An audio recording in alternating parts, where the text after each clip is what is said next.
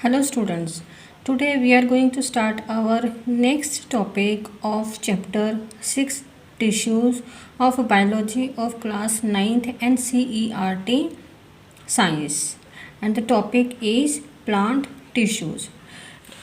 Students topic को start करने से पहले हम जो प्लांट टिश्यूज़ हैं इनकी एक ब्रॉड क्लासिफिकेशन देख लेते हैं कि जो प्लांट टिश्यूज़ हैं वो कितने टाइप के हैं और फिर उनके सब टाइप्स क्या क्या हैं. ठीक है.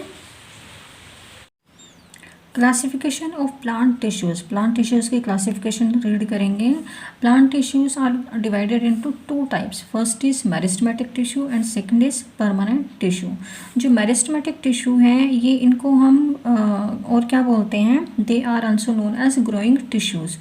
ग्रोइंग टिश्यू इनको क्या क्यों बोलेंगे, क्योंकि इनकी जो सेल्स होती हैं they are capable of cell division. ये जो सेल्स होती हैं ये कॉन्टिन्यूसली डिवाइड करती रहती हैं, इसीलिए इस टिश्यू का अनदर नेम क्या है, ग्रोइंग टिश्यू. ठीक है. और ये कहाँ पर प्रेजेंट होता है, ये रूट टिप और शूट टिप पर प्रेजेंट होता है. So it is known as the growing tissue. Second plant tissue is the permanent tissue. इस टिश्यू की जो सेल्स होती हैं they are not capable of cell division. जो मेरिस्टेमेटिक टिश्यू की सेल्स होती हैं जब वो सेल डिवीज़न नहीं कर पाती हैं तो वो मैच्योर होकर वो परमानेंट टिश्यू बना लेती है. ठीक है. Then meristematic tissue is further divided into three types. First is apical meristematic tissue, second is lateral meristematic tissue and third is intercalary meristematic tissue.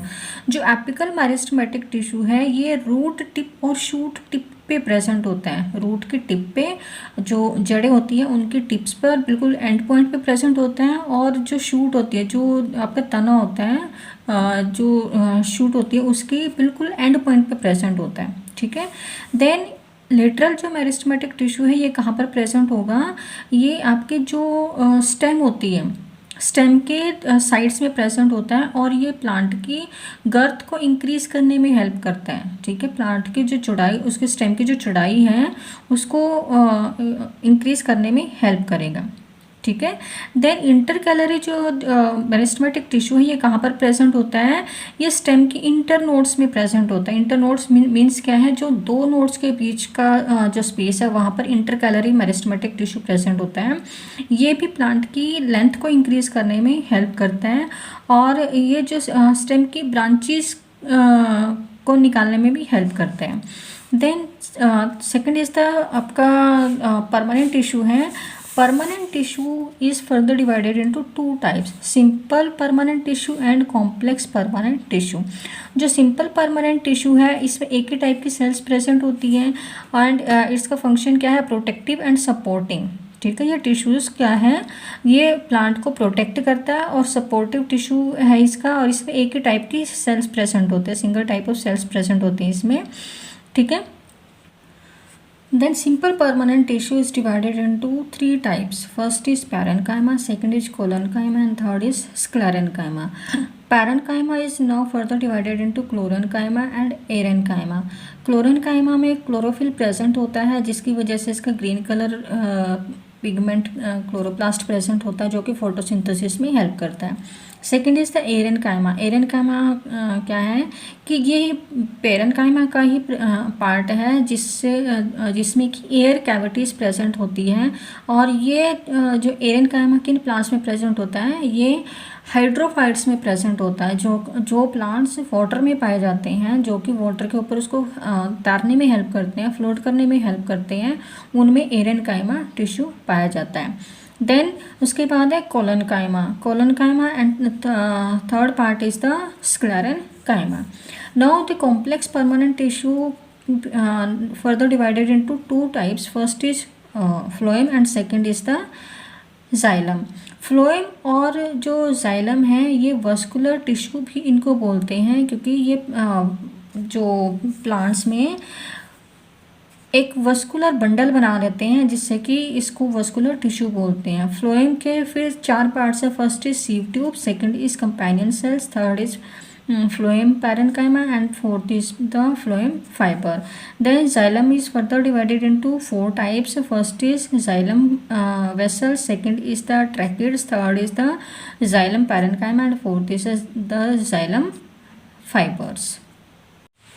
Students, हमने प्लांट टिश्यूज़ की broad classification देख ली है। तो अब हम प्लांट टिश्यूज़ के बारे में डिटेल में रीड करेंगे कि जो प्लांट टिश्यूज़ हैं वो एनसीईआरटी में उनके बारे में क्या दे रखा है, ठीक है। And first plant tissue is the meristematic tissue. Meristematic tissue के बारे में हमने लास्ट टॉपिक में भी रीड किया था कि जो मेरिस्टेमेटिक टिश्यूज़ होते हैं वो कौन से टिश्यूज़ होते हैं। ये वो टिश्यूज़ होते हैं जो अपना through out the life divide करते हैं, ठीक है। ये मेरिस्टेमेटिक टिश्यूज़ वो टिश्यूज़ होते हैं और इनको ग्रोइंग टिश्यूज़ भी बोलते हैं, ठीक है। इनको ग्रोइंग टिश्यूज़ भी बोलते हैं और meristematic tissue is the another name of this tissues.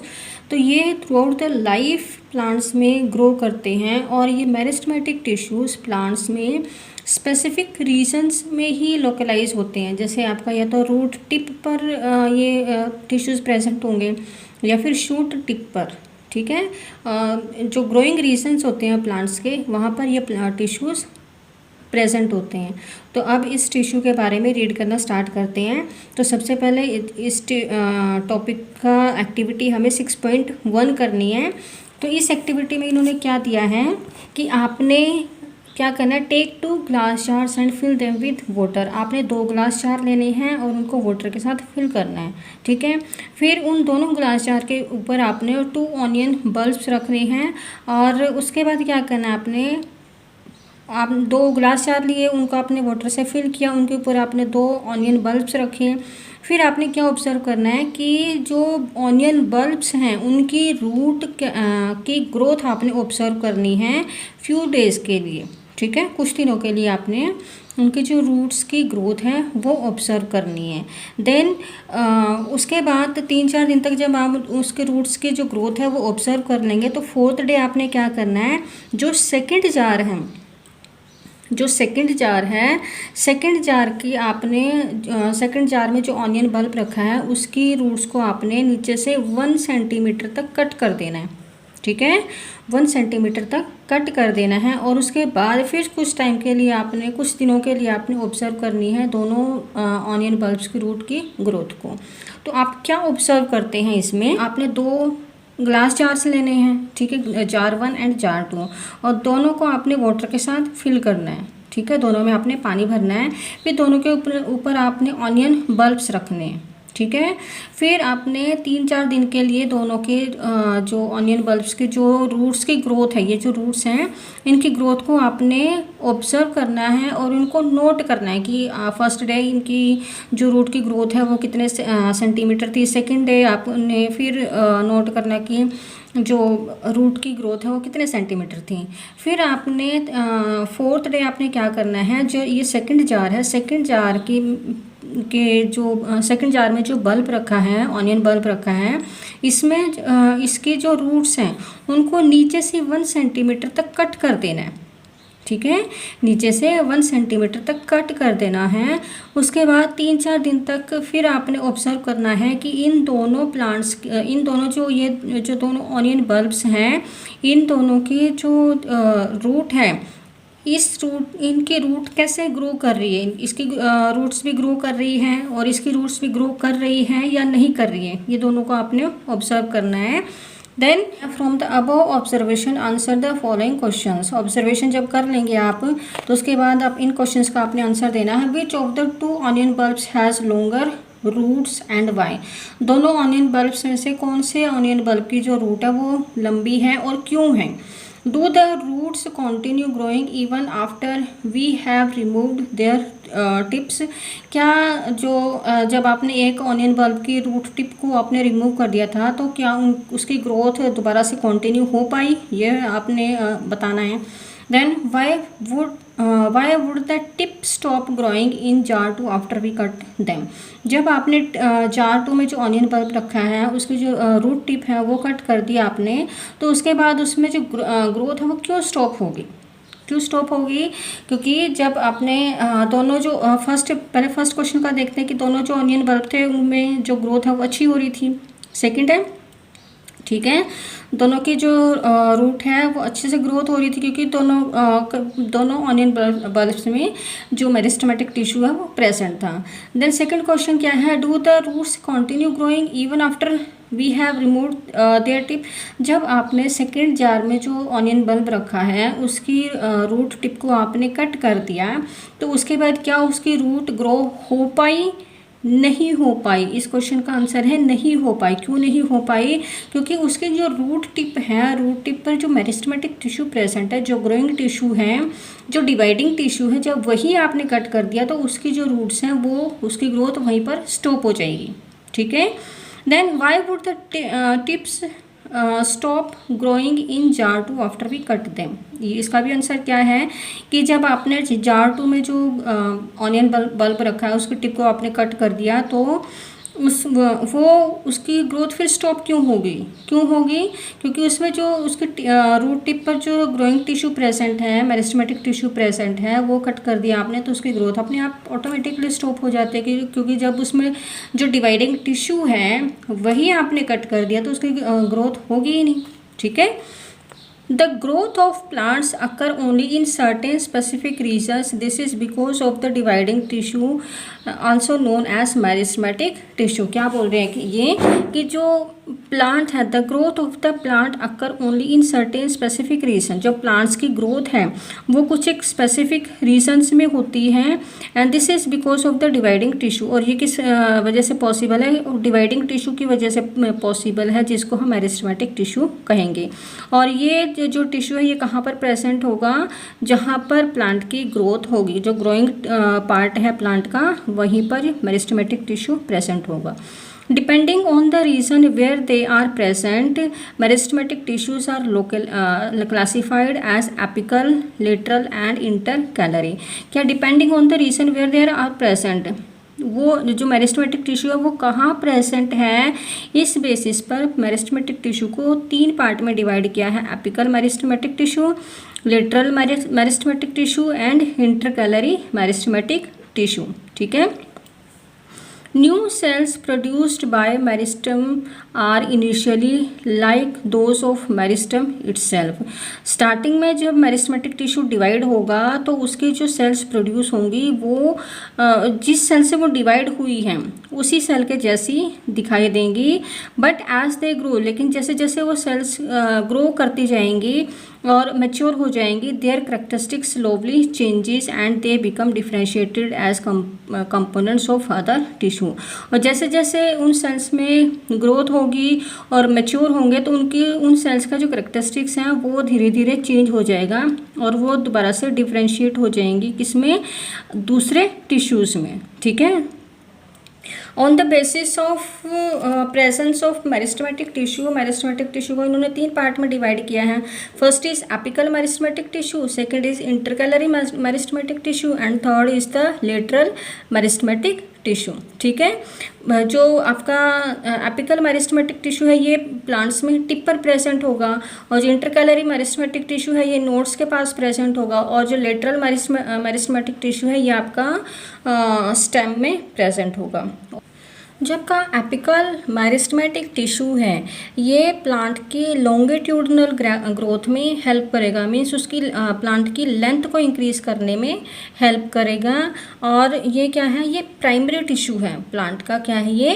Primary tissue है। जो एपिकल मेरिस्टेमेटिक टिश्यू है प्लांट का प्राइमरी टिश्यू है और ये प्लांट की लॉन्गिट्यूडनल ग्रोथ में मीन्स उसकी लेंथ को इंक्रीज करने में हेल्प करेगा।